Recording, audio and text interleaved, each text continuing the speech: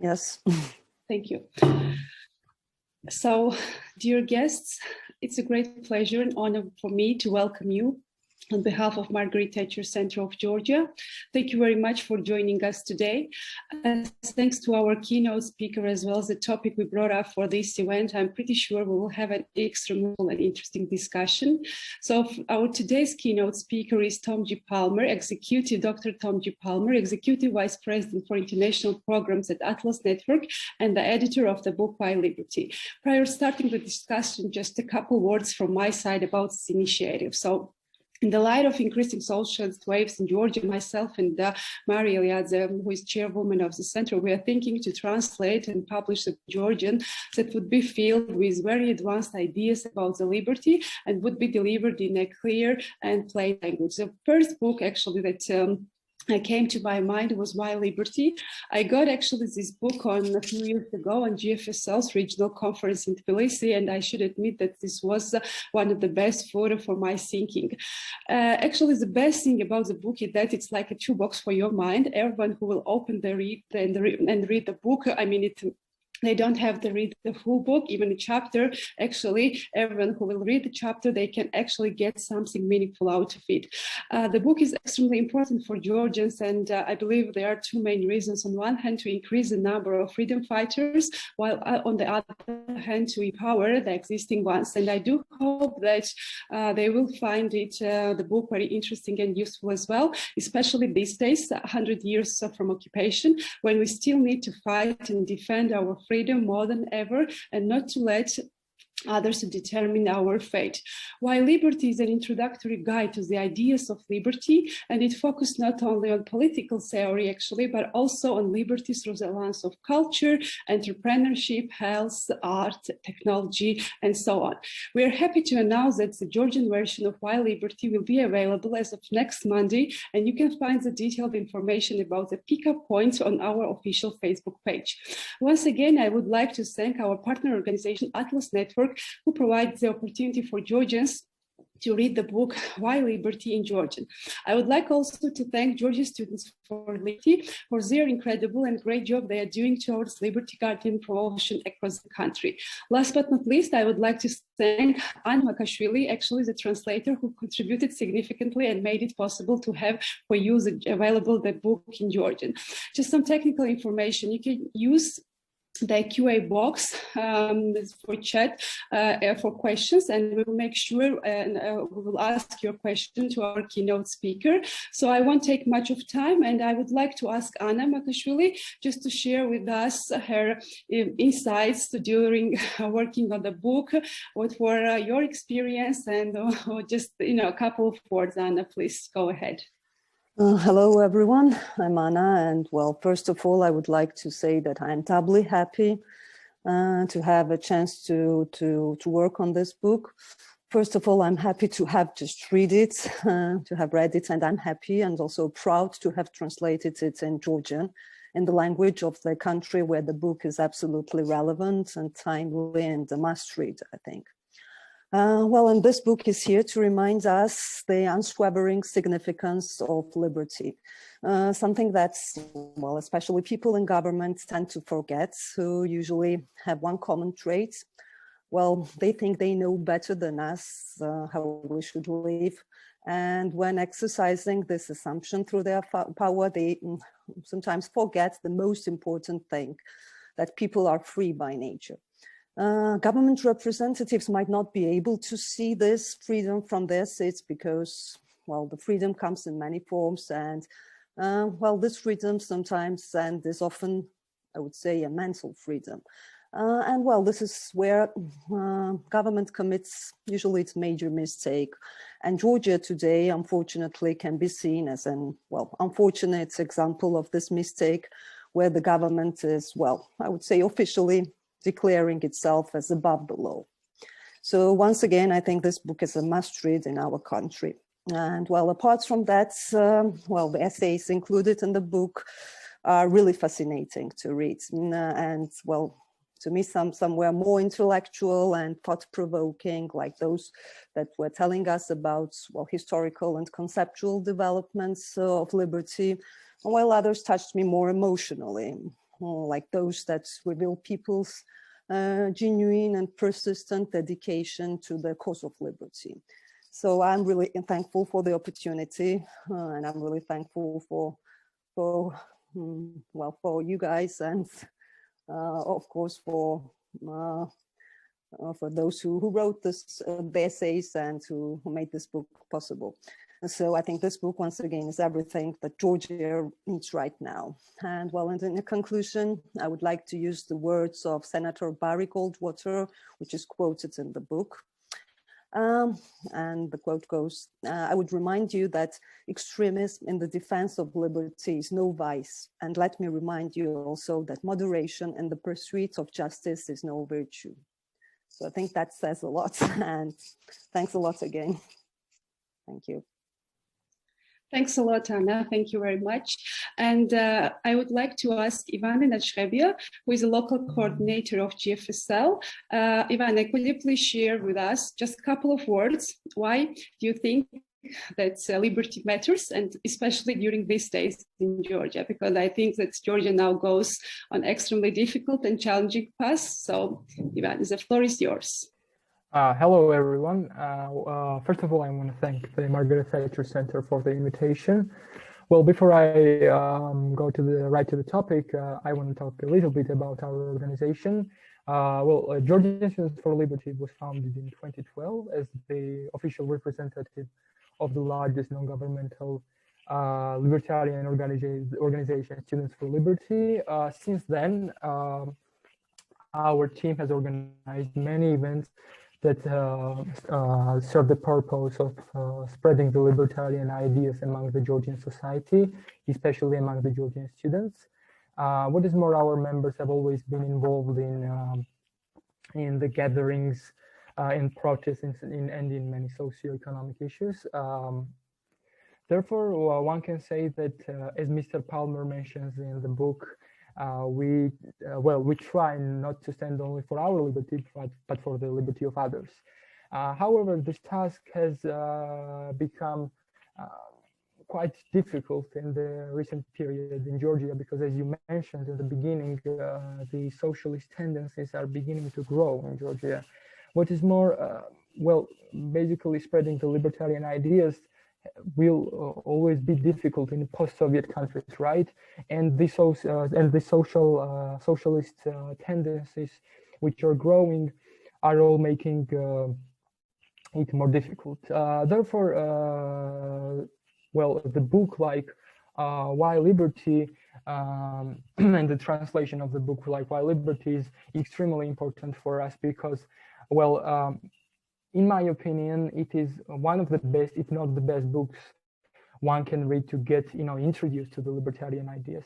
And this step, the introduction to the libertarian ideas, is extremely important, because, again, for many people, our opinions, our ideas about different topics seem quite radical, and therefore this gradual analysis that this book offers through different essays is a great way to get introduced again to the libertarian ideas. So why liberty matters? We already saw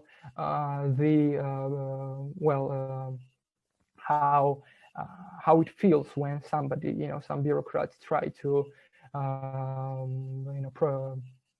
limit our liberty in a crudest of ways in the last year, with the lockdowns and with the curfews and everything. So, I really believe that everyone already felt why liberty matters, if they did not feel it before. Again, I want to thank Mr. Palmer for contributing hugely to the creation of the book, writing several chapters for the book. And also, I wanna thank the Margaret Thatcher Center and Anna Makashvili for doing a great job and writing this book, which, in my opinion, will serve will serve the cause very positively. Thank you very much again. Thank you. Thanks a lot, Ivana. And now I would like to welcome Dr. Tom G. Palmer, Executive Vice President for International Programs at Atlas Network and the editor of Why Liberty. Dr. Tom, the floor is yours. Well, thank you very much. It's such an honor, and I'm very grateful to the translators and the people involved in this project. I know translation is an art, and you go back and you do it again and again to find what the French call le mot juste, just the right word to translate the concept. And so I'm very appreciative of the enormous artwork and skill that goes into a translation project. So thank you very much. So I'm also grateful to the Margaret Thatcher Center. I got to meet Mrs. Thatcher a number of times. She was an amazing, remarkable person, extraordinary intellect and a character, if you will, and then also Students for Liberty, which is very, very dear to my heart. I'm going to share my screen here and share some thoughts with you on these issues of liberty. The first, this is a part of a series of books that I worked out with Atlas Network and Students for Liberty that have come out in now a multitude of different languages, about 40 different languages, including on psychology, on political economy of the welfare state, on political economy of war and peace, and then also, of course, this little book on liberty. Now, all of these books I consider snack boxes for the mind. It's not a giant meal that you have to consume. It's something that you can pick at, if you will. Some people I found don't like footnotes. So there are some chapters with no footnotes. But some people say if there are no footnotes, it's not serious or credible. So some of the chapters have footnotes. I want to have something for everybody. Whether the person is a high school student or a Nobel Prize winner or a business executive or a prime minister or MP, there should be something for everyone in the book.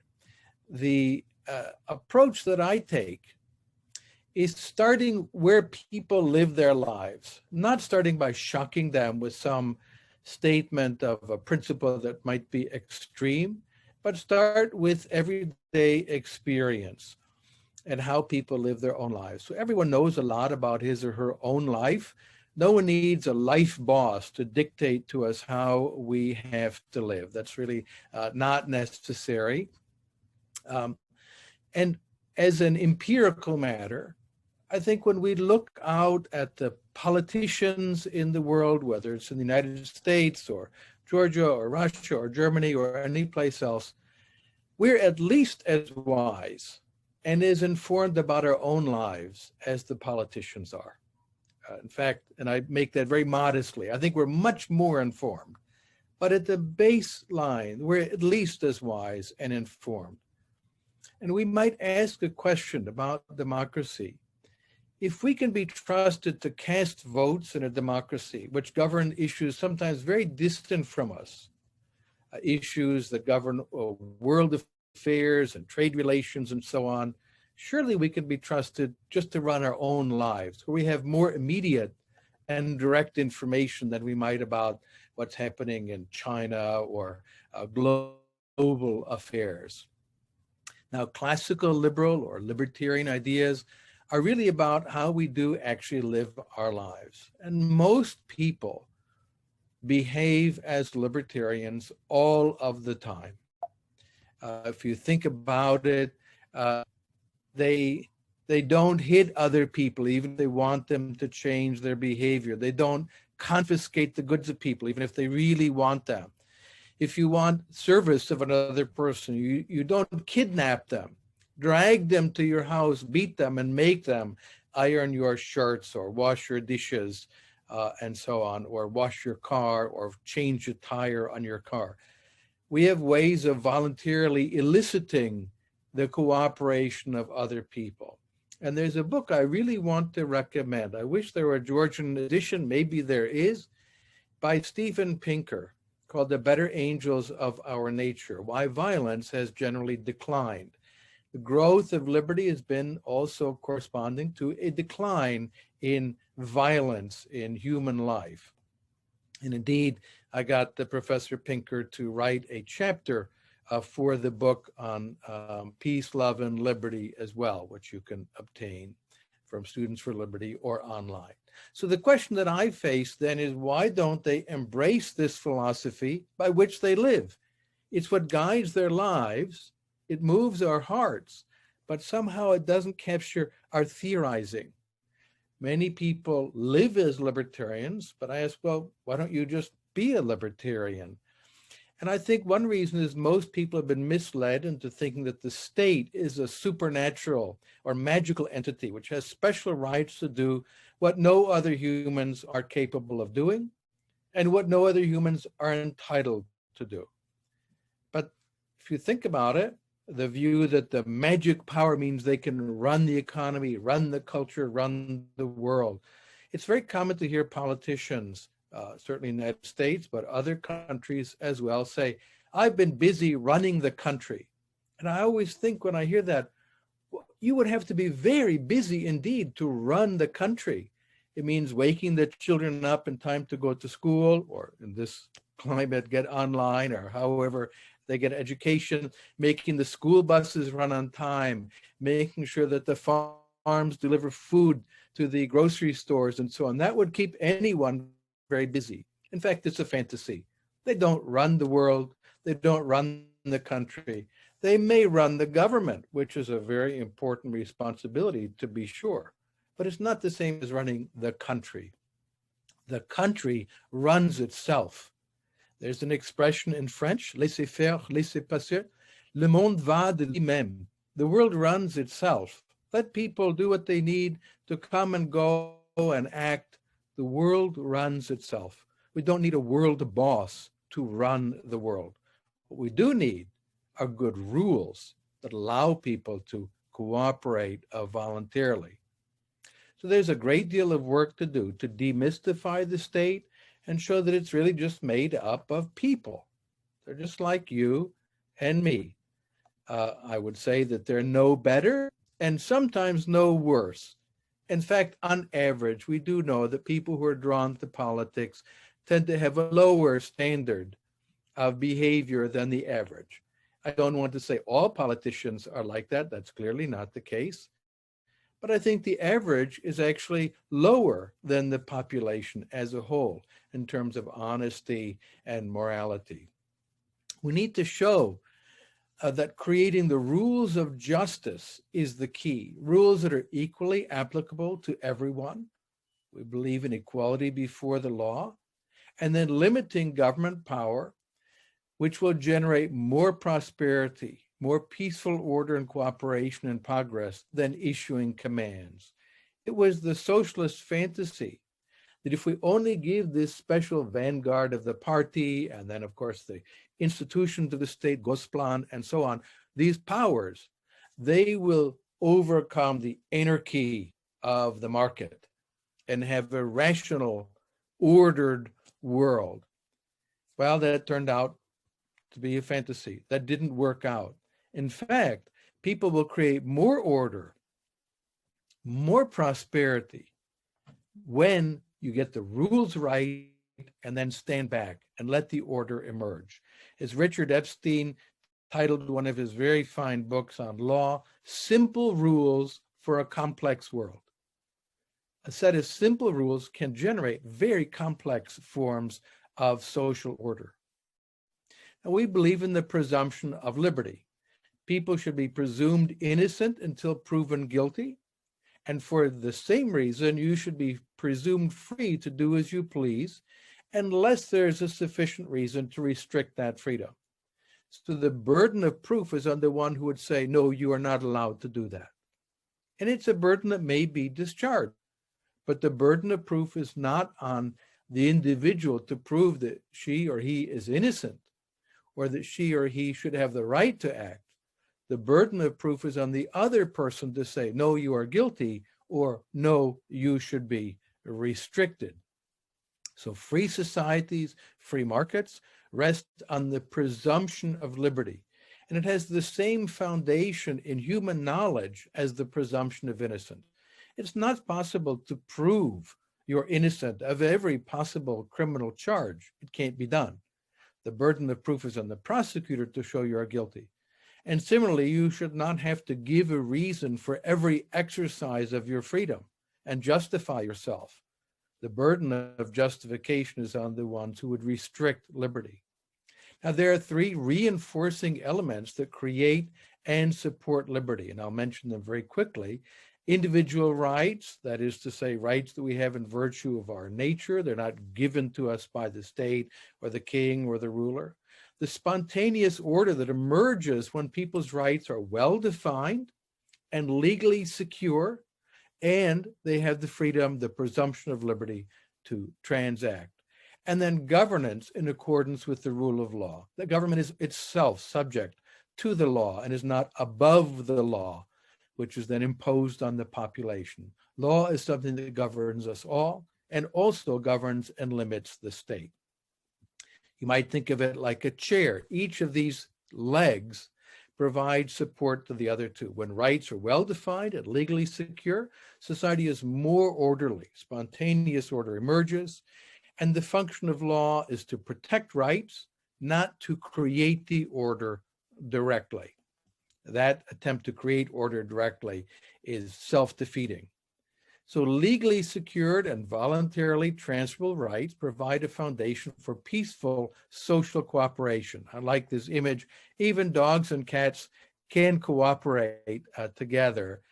Human beings even more so, when we know what the rules are that enable peaceful cooperation. This is a very old idea, and it's not unique to Scottish philosophers such as David Hume or Adam Smith. The great Chinese sage Lao Tzu put it very neatly. He said in the Tao Te Ching, the more prohibitions there are, the poorer the people will be. The more edicts or commands are promulgated, the more thieves and bandits there will be. So long as I do nothing, this idea of wu wei is a very interesting concept in Chinese. It's not just doing nothing, it's active inactivity.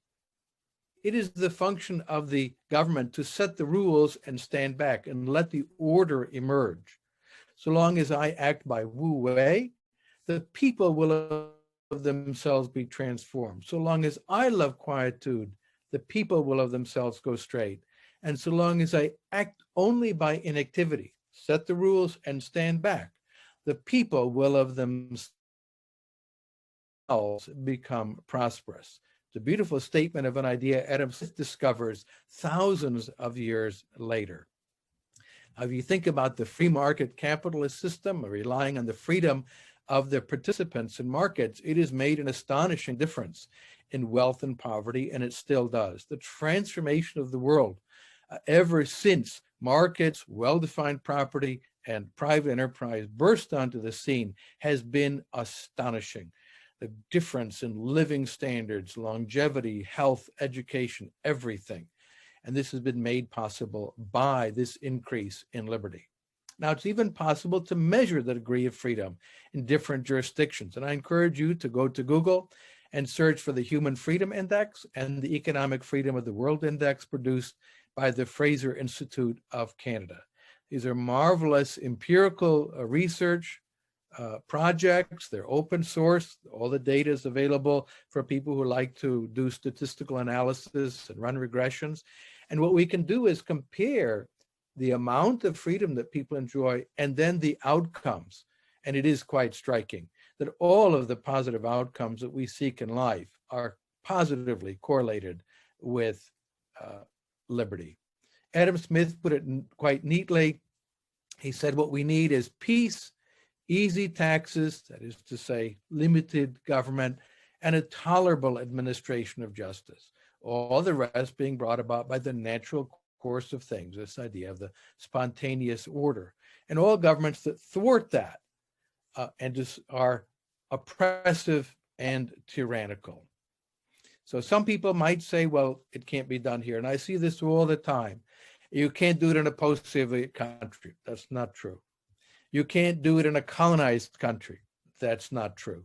It can't be done in big countries. Not true. Or small countries. Not true. I've heard all of those. And it turns out there are counterexamples in every case. big countries, small countries, post-Soviet countries, colonized countries that have achieved liberty and prosperity because they embrace innovation and the freedom to engage in creative destruction, as Joseph Schumpeter described it so beautifully. The constant innovation that raises living standards. It destroys the old and creates the new, which is so much better. We need free markets to be the alternative to cronyism. The alternative to the free market isn't some pure socialism, it's cronyism. That was the Soviet experience. It's the experience of statist systems around the world. The ability of those with power to give benefits to their friends.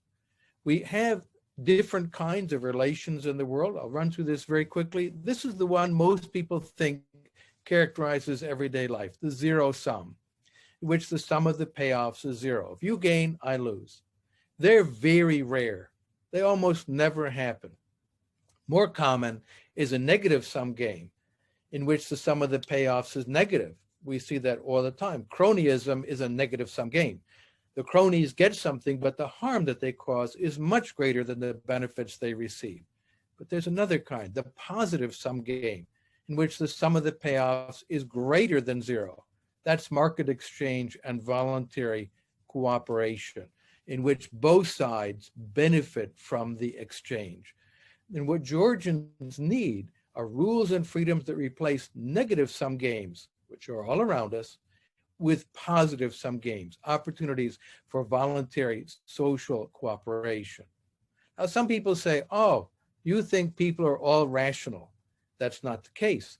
Hayek put it very brilliantly. He said, individualism isn't about thinking that everyone is highly rational and intelligent. Instead, seeing that we're all sometimes quite irrational and fallible. And we need a process to correct our errors. And that is the process of the market economy and the free society. He said, what we have to be concerned with is the harm that bad men can do when they have power, and to try to limit that. So I want to encourage everyone, as I wrap up here, to consider a life project, and that freedom would be a life project. As you go through life, you acquire so many commitments: career, love, family, children, art, all of these different things. And among all of those commitments, I encourage everyone to keep a place for one that will be with you for a lifetime. And that is a commitment to liberty. That's the topic of the book. I hope that you pick it up, and I hope that one or another chapter will really touch your heart or your mind or both and move you to learn more about liberty. So with that, I'll sign off and turn back to you, and I look forward to the conversation. I'd like to end this presentation with saying, Madluba, thank you so much, because I'm very grateful for the work that you do. And I love Georgia, not only the food and the wine and the people and the language, but I also love your freedom. And I look forward to Georgians prospering as a free and just society. Thank you. Thank you very much again, Dr. Tom. This is a great pleasure and honor for us for having you, first of all, and sharing you such an inspirational presentation. And I would like to ask the audience if there is any questions they would like to ask. Please either, okay, there is first question. Do you want to, I will read the question. Thank you for interesting presentation, Mr. Tom. I have a small question about economy. I would be very grateful if you share your opinion. COVID-19 pandemic and long-term quarantine destroyed small businesses. They are in a very bad situation. Why we libertarians don't like subsidizing and protectionism from government? How do you think the small business problem should be solved? Thank you. That's a very important and highly topical question, and posed, I think, quite straightforward and intelligent way.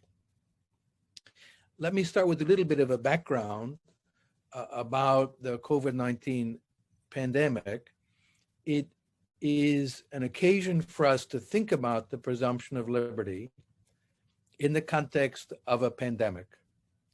where my behavior might not affect only me, but other people as well, if I become a vector for the transmission of a disease. So I think that there are some occasions where restrictions that we would not tolerate under normal conditions may be acceptable for limited periods of time when there's a public health problem, where my behavior affects not only me, but others because of a transmissible disease. That said, that does not justify everything governments have done, some of which have been extremely stupid and very, very harmful. But we should think carefully about what would be acceptable. Now, in the context of the harm that has been done by the pandemic, I should point out also in many countries, I don't know about Georgia, but this has been true through Europe and North America and much of Asia. Before the lockdowns, people had already stopped going to restaurants, traveling in airplanes, and so on. So when you look at the data of airline travel and restaurants, it collapsed before the restrictions were implemented. That was the market responding. People saying, we think it's too risky, we're not going to do that. The consequence has been, of course, people and businesses that have face-to-face contact with people, restaurants, bars, hotels, travel, massage parlors, various things like that have seen a collapse in business. What to do about it? The first point is to take the time to look at needless restrictions. And this has been happening now in the United States, where Atlas Network partners have launched campaigns for never needed. For example, it was illegal for a doctor or nurse in one state to offer services in another because it's a licensed occupation. Well, that's crazy. When you have outbreaks, you need more nurses and doctors here or there. So many states, because libertarians have promoted this, have been eliminating those restrictions. Telemedicine, online medicine, was illegal in most jurisdictions around the world. Those restrictions are now falling in response to people saying that's just crazy. And similarly, with regard to businesses and restaurants, if they can produce a way to satisfy people in a safe environment by creating the little igloos or little tiny tents outside in which people can eat, they should be able to do that without having to justify at every stage their behavior. So we've seen a lot of lockdowns that were, I think, too far and inappropriate. And we should have more rational public health approaches to these questions.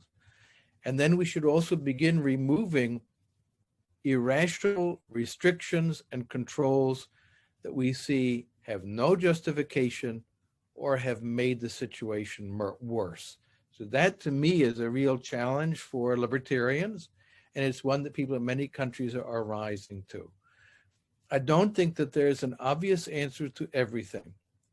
Some businesses are not going to come back, and we have to understand that. And the loss is going to fall on somebody. And it's terrible if it falls on you or your family. There may be occasions for collective provision of insurance for this, but we have to also recognize there are going to be some losses. And the question is, who should bear them? Who should bear those losses? I think that it's not fair to impose a loss on the entire society when there's been a big change in consumer behavior. And the airlines are a good example.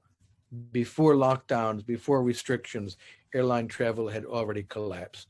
Who should bear the cost of that? Well, substantially the airlines. And it will take some time before airline travel returns. So complicated question, maybe a little complicated answer, but that's the best I can do right now. Thank you. One more question from Elizabeth Zaratelli. As it was mentioned, the book is a great introduction. I would be glad if Dr. Tom Palmer gave us book recommendation on classical liberal ideas and economy. Wow, well, there's so many to think about, and there is, I think, some bibliographical information in the book. It's partly a question of the kinds of things you like to read. We're not all the same. So some people like reading art more, some people like political economy or logic and so on. Let me mention a couple of books that I think are perhaps challenging but delightful and fun.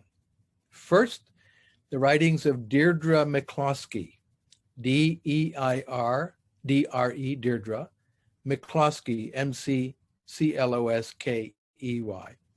She's an economic historian, former editor of the Journal of Economic History, also professor of literature, language, communication, philosophy, a remarkable person.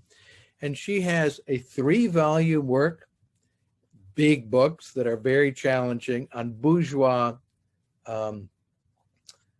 morality, bourgeois dignity, bourgeois equality. She also has some shorter books that are delightful, and she really helps us to understand the transformation of the world, what she calls the great enrichment, which I showed graphically in the data from Angus Maddison, the hockey stick increase in longevity and wealth and prosperity. The other that I think is such a deep thinker, I always learn more, is F.A. Hayek, Friedrich August von Hayek. He wrote beautifully, although you can tell he's thinking in German and writing in English because his grammar is a bit complicated for an English writer. He was from Austria, so his mental view, he got his doctorate in economics and law, was German thinking, but he wrote a great deal of his work in English. The Road to Serfdom is a powerful book, and it is still worth reading. So many years, 1944 it was published. It was one of the books that really changed the century. And it was addressed, very importantly, to socialists. He doesn't say, I hate you, you're bad people. He said, I understand what you want. I want those things too. He was a socialist as a very young man. And then he realized it wasn't going to work. And he began to think why. So The Road to Serfdom continues to be readable. And then his great big book, The Constitution of Liberty, which is a very challenging and serious work. And I recommend reading carefully about the first half. The second half is about policy issues of the time he was writing, the 1950s. So not as interesting today. But the first half is so deep and so provocative in helping us to think about law, about liberty, about social order. I think those books are really quite powerful and well worth reading. And then there are many books that are coming out in contemporary political economy from writers in Public Choice and Austrian School Economics and many others as well. But I think Deirdre McCloskey, and by the way, you can find her website, deirdremccloskey.com. And there she has links to all of her books and essays and so much that is worth exploring. I hope that that's helpful. But anyone who wants to drop me a note, email me, and I'm happy to share other ideas. Thank you. One short but quite interesting question. Dr. Palmer, what was the greatest inspiration for you to work on Why Liberty? What a fun question. I tried to engage in a thought experiment.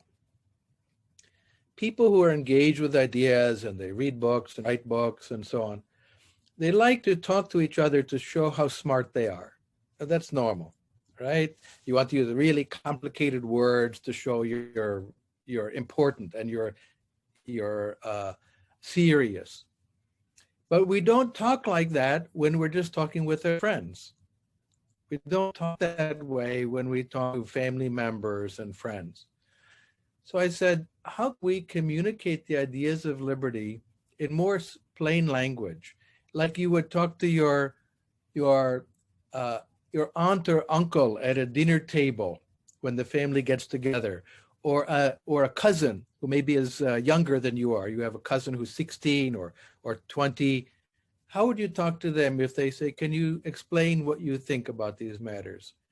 And that was really my inspiration, was trying to think about how to communicate in normal language sometimes complex, difficult ideas.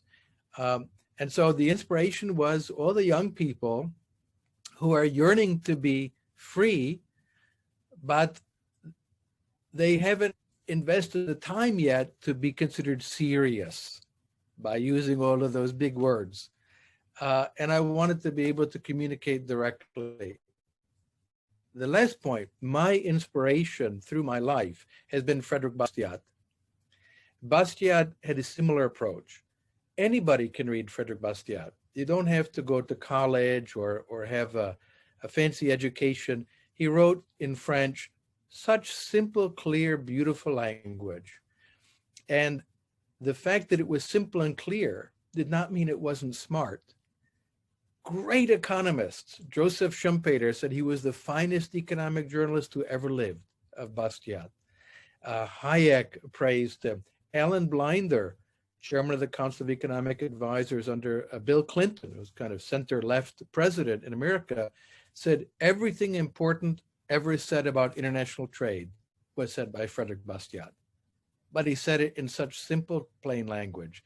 So I encourage people also to read Bastiat. Circling back to the previous question, you want to understand political economy, read Frederick Bastiat. Thank you. And I guess final question we can ask is the following. Considering the rise of socialist traits and attitudes, the quest for freedom, and to what extent the book shapes the opinion favorable to libertarianism?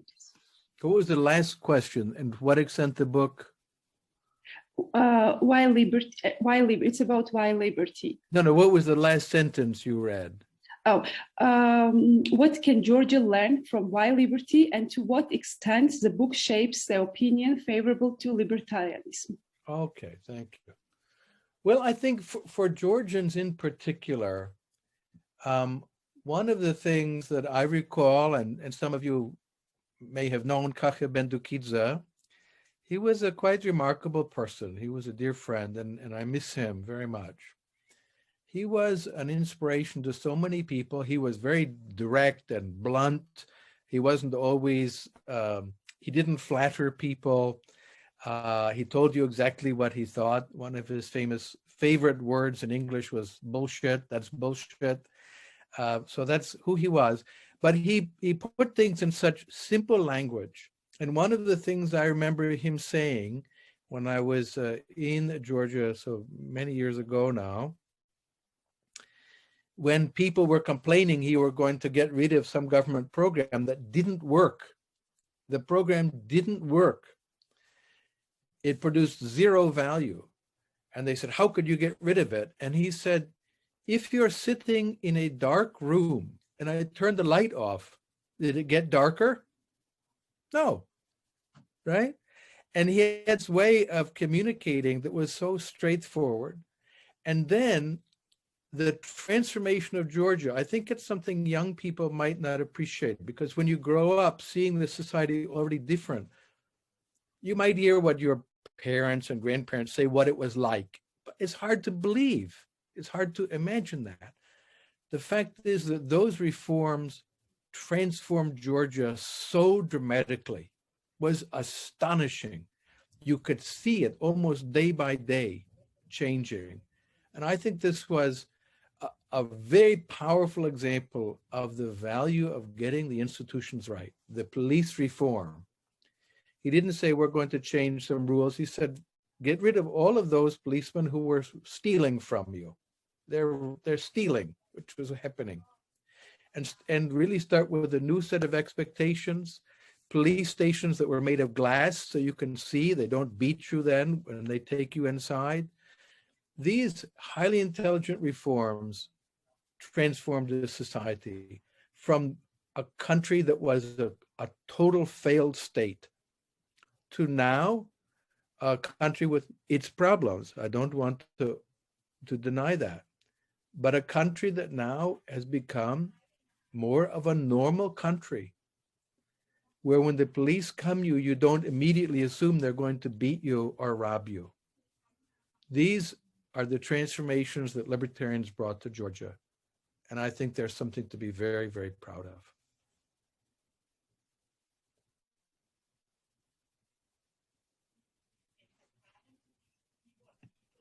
Thank you. Yes, of course, I completely agree with you.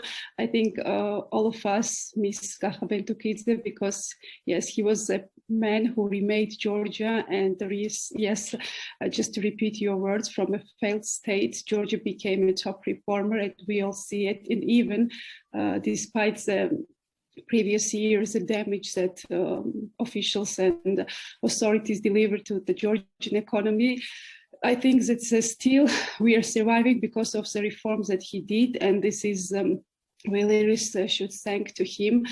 And once again, just thank you very much for joining us, for your time.